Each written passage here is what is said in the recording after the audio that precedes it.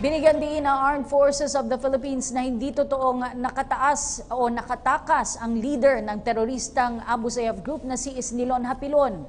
Ayon sa AFP, ito ay dahil sa mahigpit na seguridad na ipinatutupad nila sa Mindanao. Si Eunice Samonte sa detalye. Pang-17 araw ng bakbakan sa Marawi.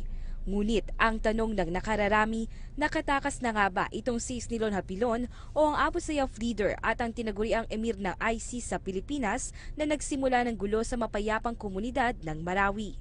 Ilang araw na nakakalipas, lumabas ang video ni Hapilon kasama ang mga Maute brothers na sina Abdullah at Omar na mabusising nagpaplano kung paano ang pag-atake at kung paano sasakupin ang buong Marawi City.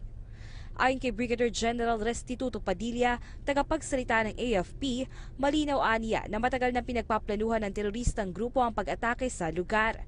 Ngunit sa kabila ng patuloy na operasyon ng militar at sa pag-rescue sa mga natitira pang individual, tiniyak naman ng AFP na hindi totoong nakatakas na ng Marawi si Hapilon dahil sa mahigpit na seguridad na ipinatutupad sa buong Mindanao.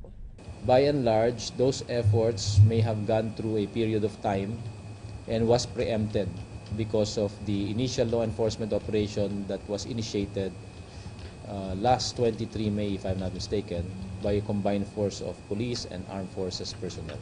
Ayon kay Padilla, sa araw-araw na pagsuyod ng militar sa mga pinagtataguan ng kalaban, nadiskubre rin nito ang ilang mga foxholes o ang mga posibleng taguan ng mga snipers ng kalaban.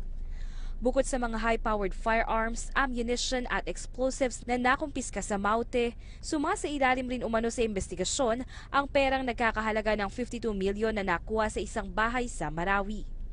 Samantala, ayon kay Padilla, hanggat umiiral ang batas militar na idineklara ng kanilang Commander-in-Chief at Pangulong Rodrigo Duterte, ay mas mapapadali umano ang tungkulin ng mga sundalo at pulis na protektahan ang kapakanan ng mga sibilyan.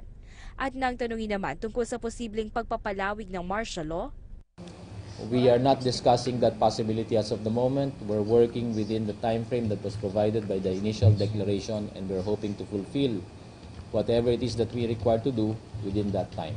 Para sa Bayan, Eunice Samonte.